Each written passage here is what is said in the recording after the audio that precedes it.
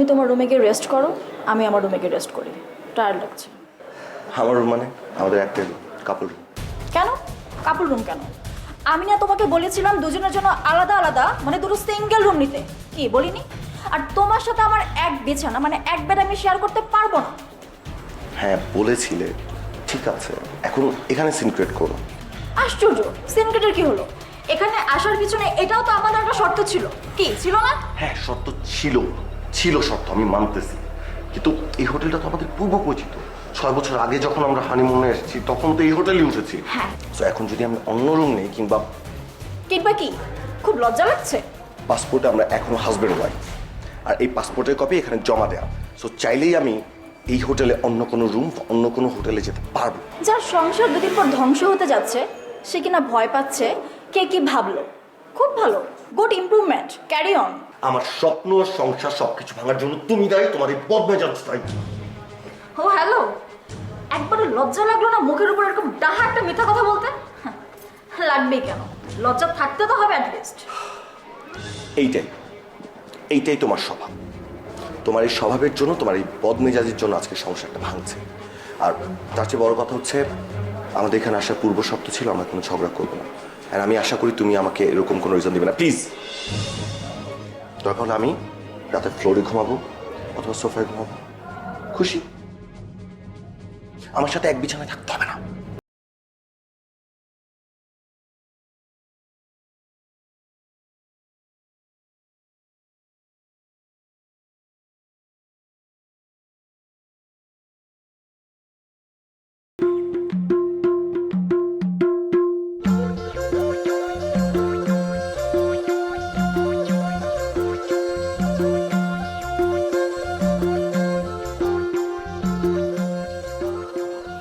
বাহ, জায়গাটা কি সুন্দর তাই না?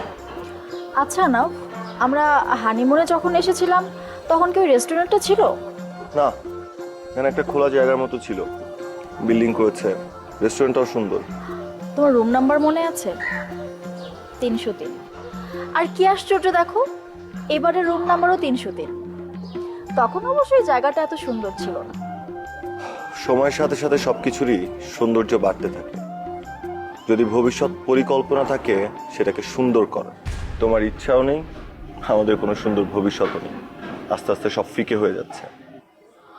তুমি ড্রেস চেঞ্জ করলে না যে? তোমার সাথে ঝগড়াটা বাড়াতে চাইনি, তাই রুমেও যাইনি। তার মানে? তার মানে হচ্ছে তুমি সবসময় যেটা করো, আমার ছোটখাটো খুঁটিনাটি সব ভুল ত্রুটি খুঁজে বের করো। শার্ট কেন এখানে রাখলাম, মোজা কেন খুলে ফেললাম, জুতা কেন জায়গা মতো রাখলাম না, ভেজা টাওয়ালটা কেন বিছানার উপর রাখলাম, এগুলো নিয়ে ঝগড়া করো না, পেঁচিয়ে দাও তো তুমি আমাকে। আর তোমার এইসব কথা শুনলে না আমারও মাথা গরম হয়ে যায়, উত্তর দেওয়া শুরু করি তখন ঝগড়া লাগে, এটা অ্যাভয়েড করতে চাই। ও আচ্ছা আচ্ছা, আমি তোমাকে পেঁচিয়ে ধরি? আর তুমি যে জীবনে সভ্যতা ভদ্রতার কিছুই শেখো নাই সেটা কিছু না তাই না? তোমার মোজা থেকে চাষার মতো গন্ধ বের হয়, সেটা তুমি ফ্লোরে ফেলে রাখো কেন? তোমার নোংরা শার্ট তুমি এদিক ওদিক ফেলে রাখো, আর তুমি যে ভেজা টাওয়ালটা রোদে না দিয়ে সবসময় বেডে রাখো, এটার কারণ কি আমি বুঝি না? এসব তুমি করো আমার রাগ উৎপাদনের জন্য। তুমি তো বিশাল সমঝদার, সব বুঝো, সবাইকে বুঝো, শুধু আমাকে ছাড়া, আমি কি চাই সেটা ছাড়া। এই যে তুমি যে পোশাকটা পরেছো, তোমার ধারণা তোমাকে খুব সুন্দর লাগছে? স্লিভলেস কি সবাইকে মানায়? মানায়। তার চেয়ে বড় কথা হচ্ছে বারবার ভুলে যাও যে তুমি একটা বাঙালি ঘরের মেয়ে, তুমি চাইলে ওয়েস্টার্ন কালচার ফলো করতে পারো না। এই কাজগুলো তুমি কেন করো জানো? আমাকে রাগানো, আমার বিরক্তি উৎপাদনের জন্য। এটা আমি বুঝি। তুমি ফ্যাশনের কিছু বুঝো? তুমি একটা চিপ মেন্টালিটির মানুষ, তুমি নিজের মূর্খতা অন্যের উপর চাপিয়ে দিতে চাচ্ছ কেন? আমার ভুল হয়েছে তোমার সাথে এসে।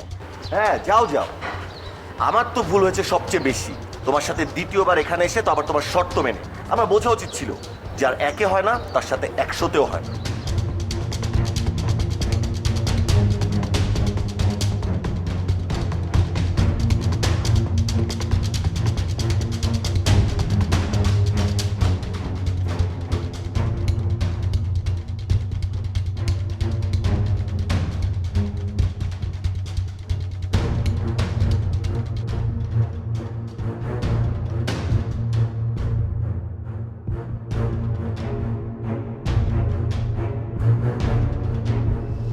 কি করছো তুমি?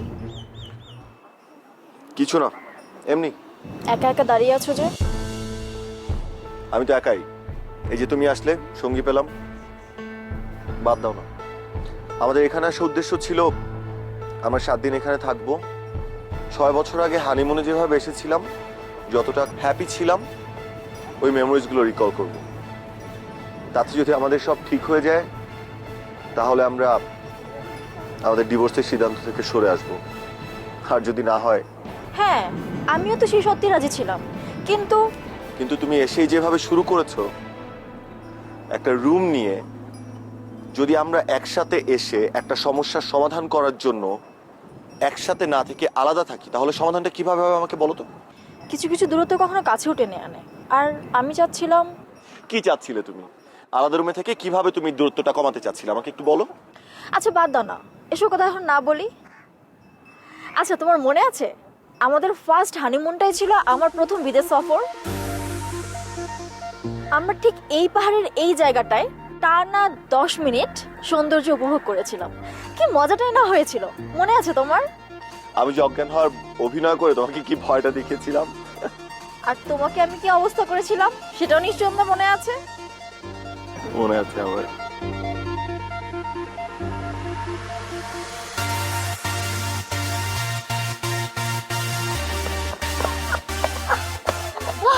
কি ভেবেছো ধরতে পারবো না?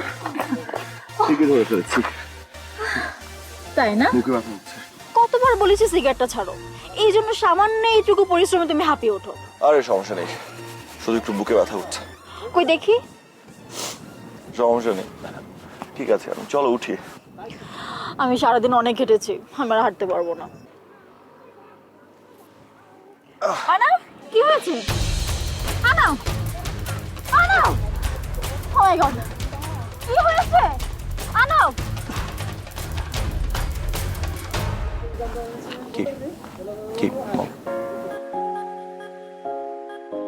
আমি তো ভেবেছি সত্যি সত্যি। কি ভেবেছো? সত্যি সত্যি মরে যাচ্ছি? প্লিজ এসব বাজে কথা একদম বলবা না।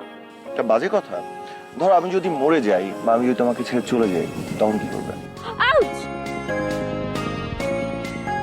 কি হয়েছে? পায়ে ব্যথা পেয়েছি। আমি তো ভাবলাম সাপে কামড় দিয়েছে। কি আমি দুষ্টুমি করছি দেখে তোমাকে করতে হবে? ওরে দুষ্টু রে।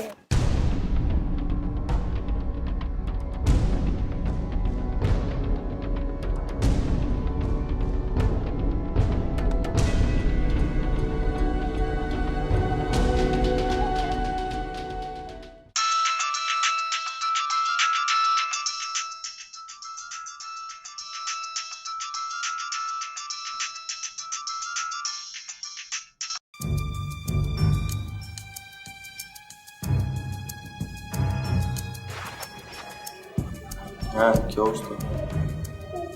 না, এই তো আজকে এসে পৌঁছেছি। না না না, কোনো ঝামেলা নেই। ও আছে ওর মতো, ভালো মতো বললে বলতে হয় আগের মতোই আছে, কোনো ইমপ্রুভমেন্ট নেই। শোনো শোনো, একটা সম্পর্ক শুধু একটা মানুষ টিকিয়ে রাখতে পারে না, দুইটা মানুষের ব্যাপার। যদি না হয় তাহলে আর কি করা, ঢাকা যেয়ে ডিভোর্স দিয়ে দিব, বাকি জীবন নিজের মতো একা থাকবো। এই তুমি এখানে কি করছো? সিগারেট খাচ্ছো? ও আচ্ছা, ফোনে কথা বলছিলে? প্রেম প্রেম চলছিল? রেখার সাথে কথা বলছিলে? আরে কি করছো এসব? একটা ফ্রেন্ড ফোন করেছিল। ফ্রেন্ড না গার্লফ্রেন্ড? তুমি কি ভেবেছো আমি কিছু বুঝি না? আমার কোনো বন্ধু থাকতে পারে না আমাকে কল করার জন্য? সবাই জানে যে আমরা এখানে এসেছি, আমাদের ইমপ্রুভমেন্ট জানার জন্য কল করতে পারে না। কি এমন ইমপ্রুভমেন্টের কথা তুমি বলবা যেটা তুমি রুমে বলতে পারো না?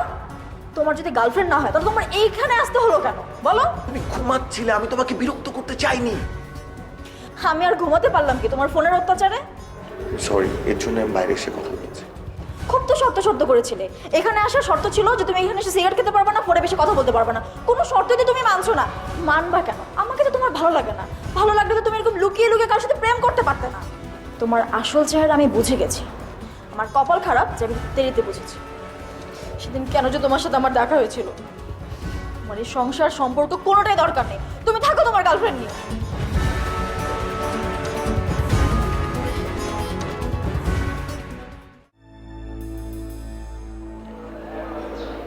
হ্যাঁ আম্মু ফোন দিয়েছিল কয়েকবার। এত সকালে ফোন দিচ্ছিল কেন? তুমি জানো না আমি এত সকালে ঘুম থেকে উঠি না।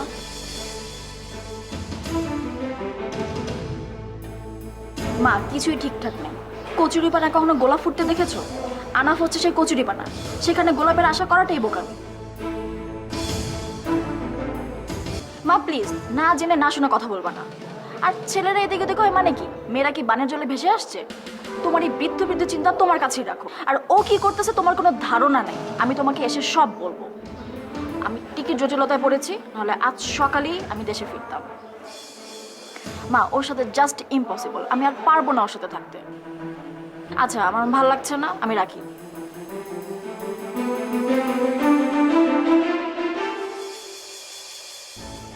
Excuse me. ইয়েস। মানে আপনি বোধহয় বাংলাদেশ থেকে এসেছেন। মানে অনেক দিন পর নিজের দেশের ভাষা শুনলাম, খুব ভালো লাগছিল। এক্সকিউজ মি, আপনি কে? আপনাকে তো চিনলাম না। আর আমি কথা বলছি না বলছি এটা আপনি কান পেতে শুনছিলেন কেন? মানে আপনি যেভাবে ভাবছেন আসলে বিষয়টা সেরকম না। আমি এক্সট্রিমলি সরি। আসলে আমি বসেছিলাম, পাশ থেকে বাংলা ভাষা শুনতে পেলাম, খুব ভালো লাগছিল।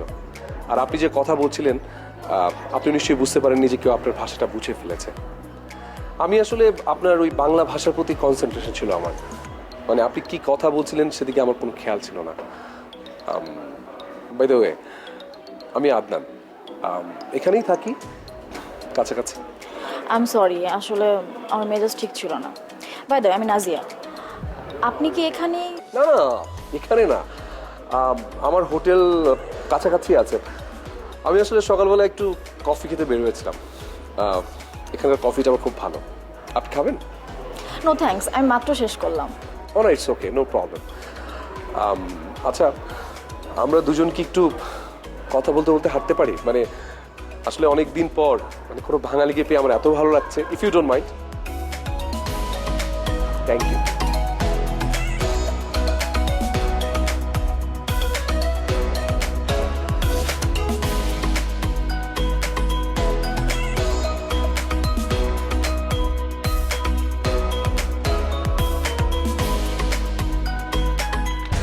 আপনি কারা নাকি? আর ব্লাইন্ড?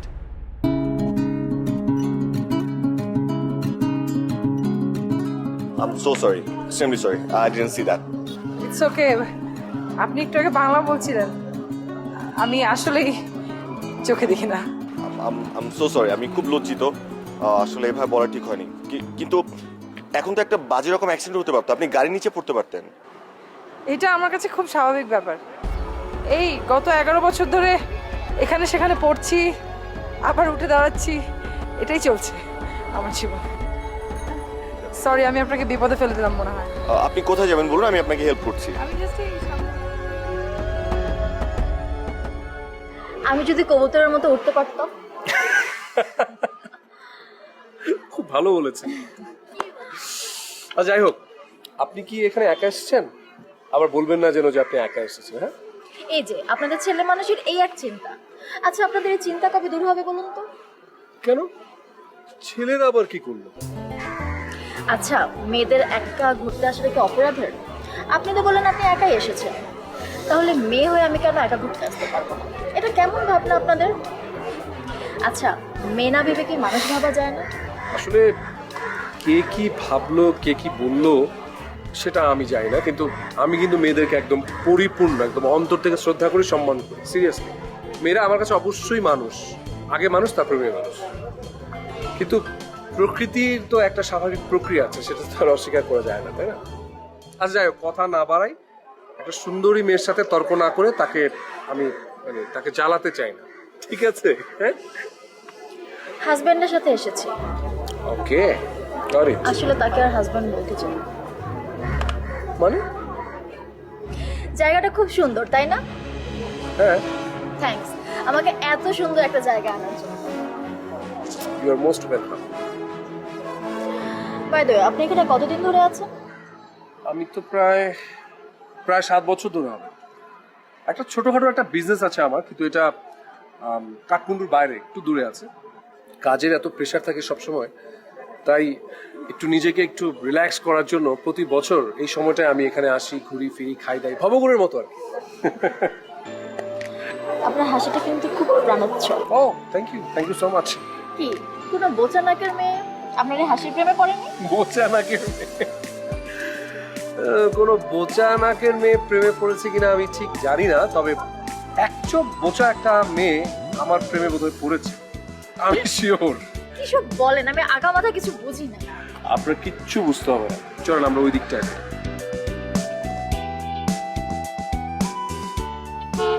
আরে আস্তে, সাবধানে। থ্যাঙ্কস। আপনি কি, মানে আমি আনাফ। আমি অর্পিতা। আমরা কালকেই এসেছি। এখানকার বিকালবেলার হাওয়াটা এত মিষ্টি যে লোভ সামলাতে পারলাম না, একা একা বের হয়ে গেছে। কিন্তু আপনি একা, মানে না, বললাম না ফ্যামিলি সবার সঙ্গে এসেছি। আসলে ওরা কিছু কিছু গেছে ট্রেকিংয়ে, আর হয়তো বাকিরা ঘুমাচ্ছে। কাউকে জাগাতে ইচ্ছে করলো না, খামাখা কি দরকার, রেস্ট নিচ্ছে সবাই। ভাবলাম একা একাই বের হই। সরি, আমি আপনাকে অনেক বিপদে ফেলে দিয়েছি, তাই না? না না, বিপদের কিচ্ছু নেই। কি বলছেন এসব? আমি বুঝতে পারছি আপনি আমার উপর ভীষণ বিরক্ত। একদম না। আমি মোটেই আপনার উপর বিরক্ত না। আপনি কি একাই এসেছেন? আমি, হ্যাঁ, একাই বলতে পারেন। যাই হোক, আপনার কিন্তু এভাবে একা একা বাইরে বের হওয়া ঠিক না। একে তো অপরিচিত জায়গা, তার উপর আমি অন্ধ, তাই তো? অন্ধ মানুষের কি ভালো লাগা মন্দ লাগা, ইচ্ছা অনিচ্ছা থাকতে নেই? অন্ধ মানুষের চোখে দেখতে পায় না, কিন্তু ফিল কিন্তু ঠিকই করতে পারে। আর আপনি জানেন যে অন্ধরাও দেখতে পায়, যদিও তাদের দেখাটা আপনাদের মতো না, কিন্তু তাদের দেখাটা অনেক স্বচ্ছ। আপনাদের থেকে স্বচ্ছ। না না, আমি তা বলছিলাম না। আমি আসলে আপনার সেফটির কথা বলছিলাম। চলুন নাকি রুমে পৌঁছে। না, অসুবিধা নেই। আমি কিছুক্ষণ এই জায়গাটায় হাঁটতে চাই। শুনেছি জায়গাটা নাকি অনেক কালারফুল। যদিও আমি কালার দেখতে পাই না, ফিল তো করতে পারবো। না, জায়গাটা আসলে কালারফুল। আর আমিও আসলে একই উদ্দেশ্যে বের হয়েছি যে একটু হাঁটবো, একটু ঘুরে দেখবো। আপনি কিছু মনে না করলে আমরা একটা কফি শপে বসতে পারি। আমার মতো অন্ধ একজন মানুষের সঙ্গ যদি কেউ পছন্দ করে তাহলে আমার কোনো আপত্তি নেই। চলেন কফি খেয়েই ফেলি আপনার সঙ্গে।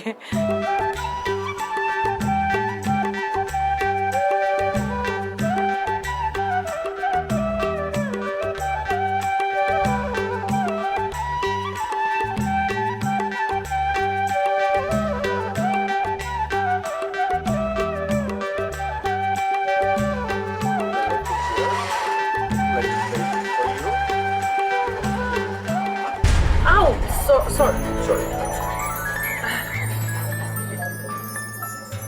It's okay.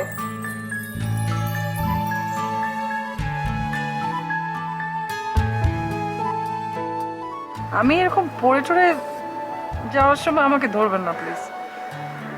কেউ আমাকে হেল্প করতে আসলে খুব খারাপ লাগে, নিজেকে কাছে অনেক ছোট লাগে। আপনি পড়ে গেলে আমি আপনাকে না ধরে দাঁড়িয়ে থাকবো, এতটা অভদ্র নিশ্চয়ই আমি নই। এটাই তো আমার স্বাভাবিক পথ চলার নিয়ম। এখন তো আপনি আছেন সাথে, অন্য সময় আপনাকে কোথায় পাবো? যাই হোক, সন্ধ্যার এই সূর্যাস্তের সময় আকাশটা কিন্তু অন্যরকম সুন্দর, তাই না? গোধূলি না? গ্রামের দিকে একটা কথা আছে, গোধূলির আলোয় মেয়ে দেখালে নাকি সেই মেয়ের খুব তাড়াতাড়ি বিয়ে হয়ে যায়। আম সরি, আপনার ব্যাপারে আপনার জিজ্ঞেস করা ঠিক না। আপনার এই অসুখটা কি জন্মের পর থেকে? না, লাস্ট 11 বছর ধরে।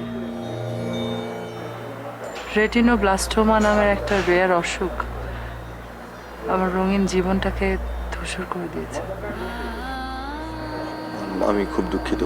এটা কি কিউরেবল না? Like treatment, surgery? কিউরেবল,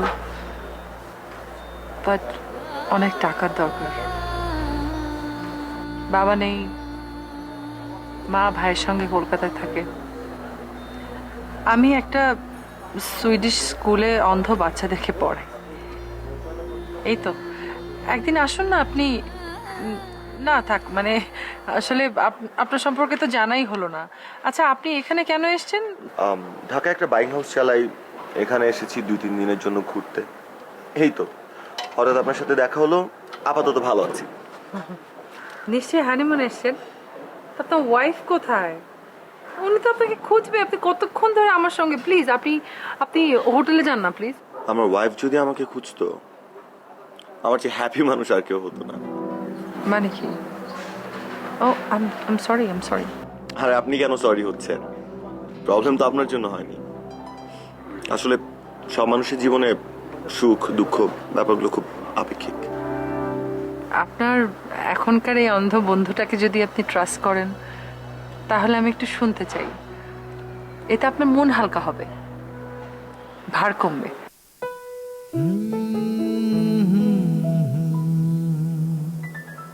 6 বছর হয়েছে আমাদের দাম্পত্য জীবনের শুরু। বিয়ের আগে 3 বছরের রিলেশনশিপ। সব মিলিয়ে মানুষটাকে আমি 9 বছর ধরে চিনি। শুরুতে টানাপোড়েনে সম্পর্কটা ভালোই যাচ্ছিল, খারাপ না। কিন্তু হঠাৎ করে রিসেন্টলিও এত বেশি রাফ, এত ড্যাম কেয়ারিং হয়ে গিয়েছে। মানে একটা হাজবেন্ডের সাথে তার ওয়াইফ যে এমন বিহেভ করতে পারে, এটা না আমার ধারণায় ছিল না। সো আমাদের ডিভোর্স নিয়ে কথা হচ্ছে। আমরা এখানে এসেছি একটা শর্ত সাপেক্ষে। 6 বছর আগে এই পাহাড়ের কোলে আমরা আমাদের দাম্পত্য জীবন শুরু করেছিলাম। আমরা এখানে এসেছি আমাদের মেমোরিজ গুলো রিকল করে, স্মৃতিগুলো মনে করে, আবার যদি পুনরায় আমাদের সম্পর্কটা ফিরে আনা যায় সেই আশা। কিন্তু মজার ব্যাপার কি জানেন, আসার প্রথম দিনই ওর দাবি হচ্ছে আলাদা। প্রবলেম সলভ করতে এসে আমরা হাজবেন্ড ওয়াইফ দুইজন আলাদা রুমে থাকছি। কি অদ্ভুত ব্যাপার, তাই না?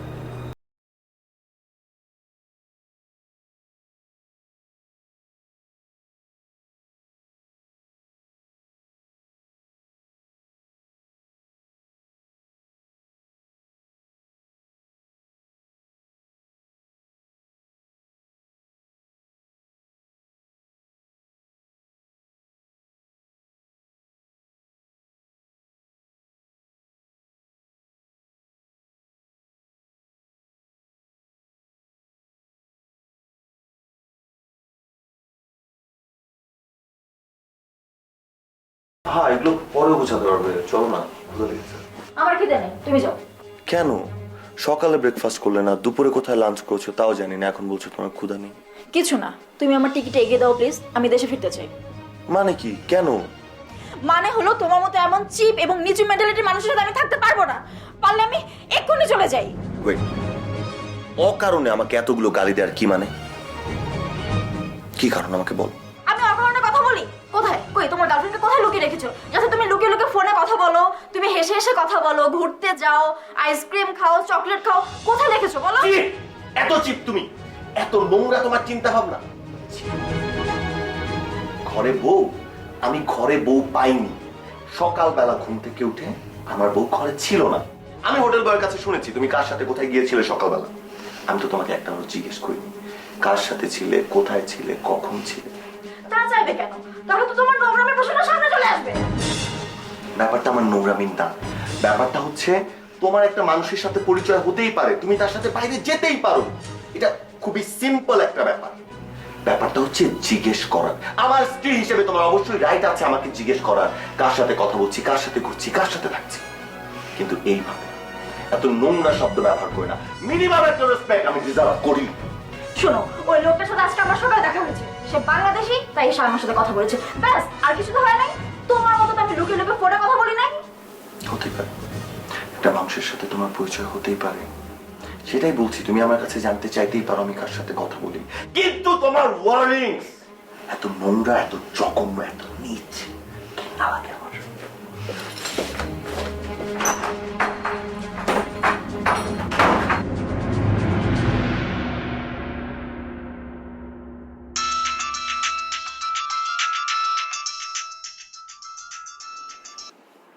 হ্যালো, কি অবস্থা? কি করিস তুই?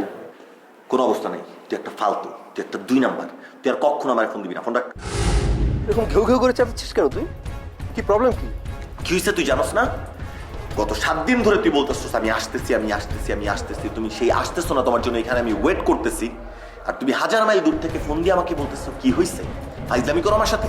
দোস্ত, একটা জরুরি কাজে ফেসে গেছি, আর অফিসের এই কাজটা আমার শেষ করে আসতেই হবে। আর আমি তো চলে আসবো মানে পরশুর পর, দ্যাট মিনস 15 তারিখ। হ্যাঁ হ্যাঁ সেইটাই, মানে আমি তোর কথা শুনে আমি নাজিয়াকে নিয়ে কিন্তু এখানে আসছি, আমি কিন্তু একা জিনিসটা ডিল করতে আসি নাই।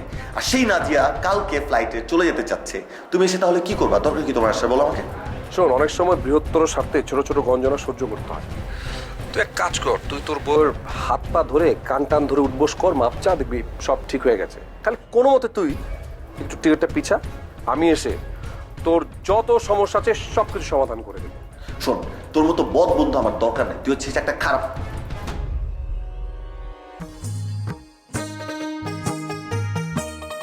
সুন্দর না জায়গাটা? খুব সুন্দর। আচ্ছা, আপনি কি নেপালে ফার্স্ট টাইম এসেছেন? না, আমার সেকেন্ড টাইম, বাট এই জায়গায় আসা হয় নাই। ও, জায়গাটা কিন্তু খুব সুন্দর। আচ্ছা, এখানকার সব বিল্ডিংগুলো কি এরকম হেরিটেজ টাইপের? না, সব বিল্ডিং এরকম হেরিটেজ টাইপের না, কিন্তু মানে অনেক জায়গায় আছে এরকম, বাট এইটা একটু ডিফারেন্ট। এটা হচ্ছে কাঠমান্ডুর হার্ট, মানে সিটি অফ জয় যাকে বলে। এখানেই ম্যাক্সিমাম টুরিস্ট এখানে আসে বেড়াতে। ভালো লাগছে আপনার? খুব ভালো লাগছে, থ্যাঙ্কস এত সুন্দর জায়গা আনার জন্য। My pleasure. আচ্ছা,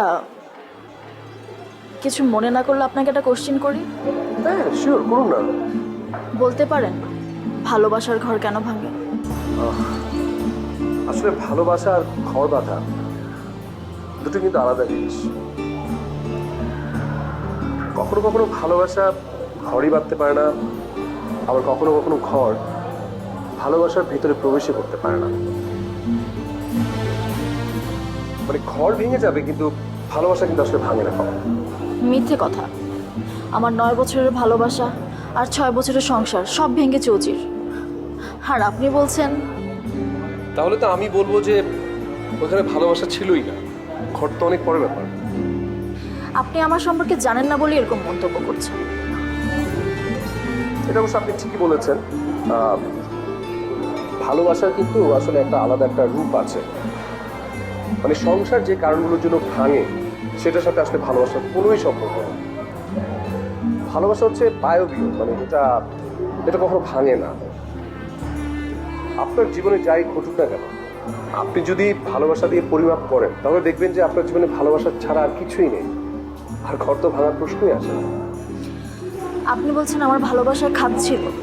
না, আপনার ভালোবাসায় খাত ছিল না, কিন্তু দেখেন সেটা কিন্তু দুজনের যে কারোই হতে পারে।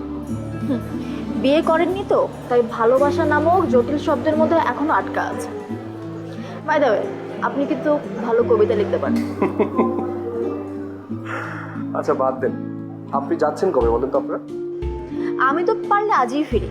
14 তারিখ টিকিট কাটা আছে, বাট টিকিটটা চেঞ্জ করতে পারছি না। না প্লিজ, আপনি আরেকটা দিন থাকেন। আমি 15 পর্যন্ত আছি, 16 তারিখ সকালে হচ্ছে আমার ফ্লাইট। আপনি চলে গেলে আমি খুব বোর হয়ে যাব, প্লিজ আরেকটা দিন থাকেন। মাথা খারাপ, ওই মানুষটার সাথে অতিরিক্ত আরেকটা দিন প্রশ্নই আসে না। একটা ব্যক্তিগত কোশ্চেন করবো? বলুন। আপনাদের বেবি নেই? আই মিন মানে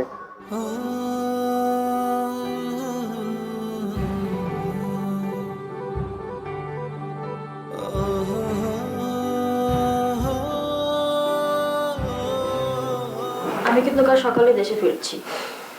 টিকিটের ব্যবস্থা হয়েছে? জি, সেই ব্যবস্থাই করছি। আমি অলরেডি ঢাকা একটা এজেন্সিতে কথা বলেছি, ওদেরকে অলরেডি $300 আমি অ্যাডভান্স পর্যন্ত করে দিয়েছি। বললাম আমার ফ্লাইটের টিকিটটা একটু এগিয়ে দিতে, ওরা একদিন পিছিয়ে দিয়েছে। মানে ওরা কি গাধা নাকি? ওদের মাথায় কিছু নাই, বাংলা বুঝে না। মানে কি? না প্লিজ, আপনি আরেকটা দিন থাকেন। আমি 15 পর্যন্ত আছি, 16 তারিখ সকালে হচ্ছে আমার ফ্লাইট, প্লিজ আরেকটা দিন থাকেন। মানে হচ্ছে আমার তোমাকে আরো একটা দিন টলারেট করতে হবে। 16 তারিখ আমাদের ফ্লাইট। তুমি তো ভীষণ খুশি, তাই না? তোমার গার্লফ্রেন্ডের সাথে আরো একটা দিন খুব ভালো করে কাটাতে পারবে। আচ্ছা, অন্ধ নাকি? দেখলাম হাতটাতে হাঁটছে। বাহ, কালা লুলা অন্ধ যে কোনো কিছু একটা হলেই তোমার চলে, তাই না? শোনো, আমাকে অসম্মান করো কম, সমস্যা নেই, আমি তোমার হাজবেন্ড, তোমার রাইট আছে, কিন্তু মানুষকে অসম্মান করো না। সেই রাইট তোমার নেই, আর তাতে তুমি কখনো বড় হবে না। আর অন্ধ লুলা ল্যাংড়া কালা যাই হোক, তাতে তোমার কি? আমরা তো সেপারেট হয়ে গিয়েছি, এখন শুধু পেপার ওয়ার্ক বাকি। আনাফ, আমি বলছিলাম যে আর একটু চেষ্টা করা যায় না? এতদিনের একটা সম্পর্ক এত সময় নিয়ে গড়েছেন দুজনে মিলে, আবার এটা এক মুহূর্তে ভেঙে ফেলবেন? যদি দুজনে আর একটু চেষ্টা করে মানিয়ে নেওয়া যেত, তাহলে কিন্তু এই সম্পর্কটা একটা সুন্দর পরিণতি পেত। মানিয়ে নেওয়ার চেষ্টা করিনি, এই অপবাদ আপনি আমাকে দিতে পারবেন না। সম্পর্কের কথা বললেন না, একটা সম্পর্কের শুরু বা শেষ যাই বলে না কেন, কখনো একটা মানুষের উপরে হয় না, দুইটা মানুষ লাগে। একই রকম ভাবে যখন একটা সম্পর্কের মাঝে সমস্যা চলে আসে, ওইটা ঠিক করার জন্য না দুইটা মানুষের এফোর্ট লাগে। আমি আমার চেষ্টা করেছি, আমার স্ত্রী সেই চেষ্টাটা করে। একটা কাজ, একটা সম্পর্ক, একটা মন ভেঙে গেলে না, সেটা আসলে আর জোড়া লাগানো যায় না। আমার কি মনে হয় জানেন, আপনাদের এই সম্পর্কটা না ভাঙেনি। একটা জিনিস অনেকদিন ফেলে রাখলে উপরে এক ধরনের শ্যাওলা জমে যায় না, হয়তো মরিচে পড়ে যায়, ধুলো জমে যায়। আপনাদের সম্পর্কটা আসলে অনেকদিন অযত্নে অবহেলায় পড়ে থাকতে থাকতে আমার মনে হয় উপরে একটু মরিচা পড়েছে, অথবা শ্যাওলা জমেছে। নিজেরাই যদি একটু নিজেদের মতো করে পরিষ্কার করে নিতেন, তাহলে কিন্তু এটা ঠিকঠাক হয়ে যেত। ধরেন দুজনের মধ্যে একটা ব্রিজ তৈরি করা, একটা সেতু, একটা বেবি অনেক সমস্যার সমাধান করে দেবে। কিন্তু একটা বাচ্চা নিয়ে নেন, তাহলে অন্তত ওর মুখের দিকে তাকিয়ে হলেও আপনারা দুজনে কিন্তু অনেক ভালো থাকবেন। বেশি বলে ফেললাম? অর্পিতা, আপনি জানেন এবার আপনি খুব সুন্দর একটা কথা বলেছেন, সম্পর্কে শ্যাওলা পড়ে যাবে হতে পারে, পরিষ্কার তো আমি একা করতে পারবো না, সম্পর্কটা তো আমাদের দুইজনের। আর সন্তানের কথা বললেন তো, এটা নিয়েও চিন্তা করেছি। যেটা আপনার সাথে শেয়ার করা হয়নি সেটা হচ্ছে আমার স্ত্রী আমাকে একটা সন্তান দেওয়ার ক্ষমতা রাখে না। ছি এভাবে বলতে হয় না। ও তো আপনারই আপনজন, আপনারই ভালোবাসার মানুষ। আপনার তো ওকে আরো সাপোর্ট করা উচিত। প্রবলেম তো আপনারও হতে পারতো, তখন কি ও আপনাকে এভাবে বলতে পারতো বলেন তো? এভাবে কিন্তু বলতে পারতো না। একটা মেয়ের মা না হতে পারে যে কত বড় কষ্টের, এটা কিন্তু কোনো ছেলেরা বুঝবে না। আপনার তো এটা বোঝা উচিত।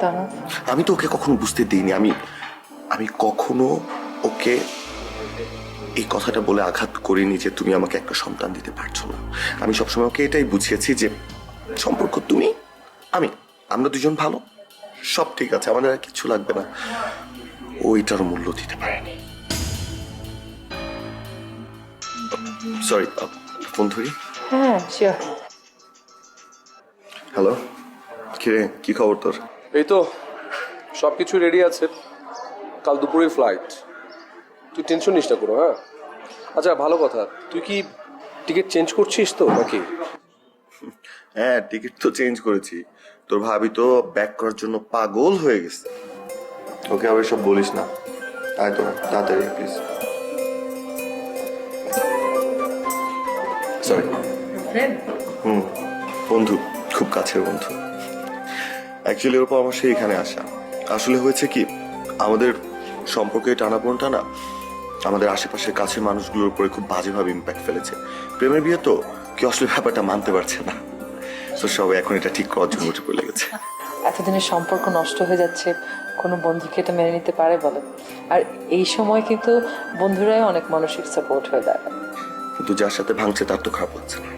আমার কি মনে হয় জানেন, এবার আপনার ওয়াইফের সঙ্গে আপনার সব কিছু ঠিকঠাক হয়ে যাবে, তারপর দেশে ফিরে আপনাদের একটা সুন্দর বেবি হবে। ওই বেবির নাম কিন্তু আমি রাখবো।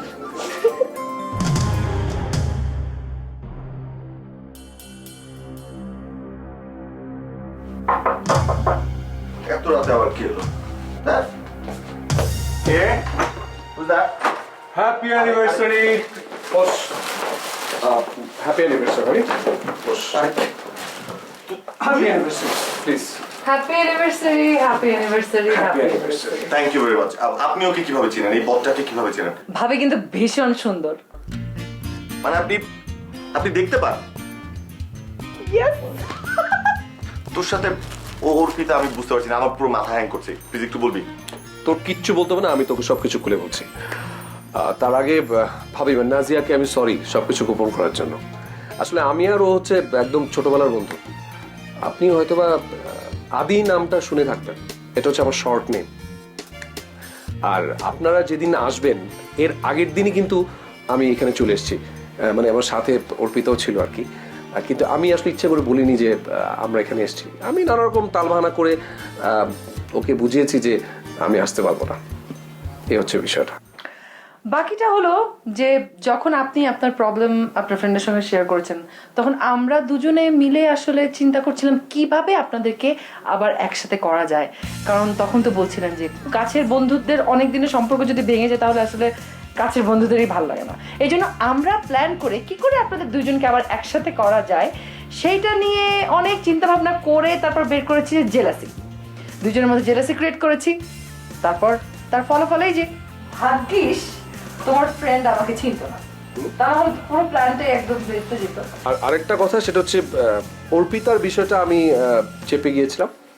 অর্পিতা হচ্ছে সেই মানুষ যে হচ্ছে আমার একদমই স্পেশাল ওয়ান, মানে যাকে ছাড়া আমি আসলে কিছুই ভাবতে পারি না। এই হচ্ছে আমাদের বিষয়। আর ভালোবাসার মধ্যে আসলে একটু জেলাসি তৈরি করা চেষ্টা আমরা দুজন মিলে করেছি, জানি না কতটুকু পেরেছি। এগুলো করলে আসলে হয় কি, মানে মহব্বতটা বাড়ে, যেটা এখন হয়েছে।